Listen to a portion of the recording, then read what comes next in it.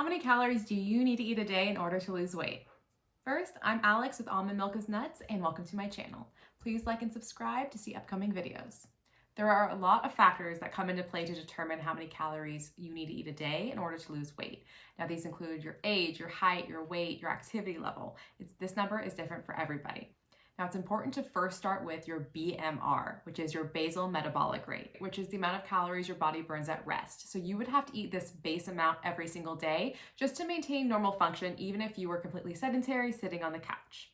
So people often go straight to 1,200 calories. For some reason, people think that's the magic number, but for the vast majority of people, it is way too minimal amount of food. So once you know your BMR, the next number is going to be your TEE, your total energy expenditure. Basically, that's the amount of calories you burn overall. So you're going to have your base, your basal metabolic rate, and then your normal activities plus exercise. So this can include your chores around the house, out shopping, hanging out with friends, playing sports, and then exercise on top of that. So this number is going to be different for every person. So once you have that number calculated, you have your BMR plus your total energy expenditure. That's the amount of calories you burn in a single day.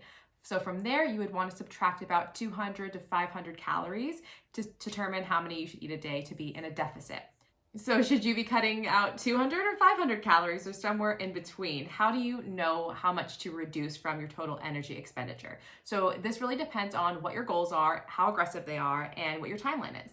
So if you wanted to lose 1 pound of body fat just from food and not exercise, you would want to start with cutting out 500 calories from your total energy expenditure. So if you cut out 500 calories for 7 days, that's 3,500 calories wiped out. And 3,500 calories equals 1 pound. So you could lose 1 pound of body fat just by reducing what you're eating. But you want to be careful not to reduce too much because that's where things get tricky.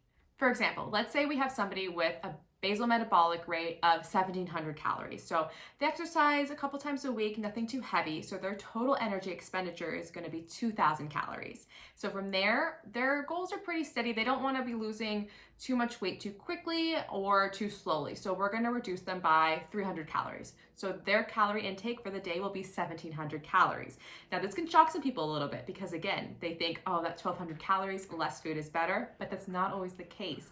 What you want to focus more on is nutrient-dense meals. So if you're under eating, say you eat 1,200 calories a day, but your BMR is 1,500, there's a gap here. Your body does not have enough calories or nutrition to perform daily tasks. Your body can't function optimally. You can't repair. Your organs can't thrive. Your brain can also be affected. So under eating can actually cause your body to hold on to more fat because it doesn't know when it's going to be getting its next meal or enough food. So it's going to be very careful and not burn off as much. So it actually sounds strange, but you have to eat more in order to lose weight. So in this case, less is definitely not better. Some people are very focused on minimizing, cutting out carbs, everything low fat, non-fat, and that can actually work against you for a couple reasons.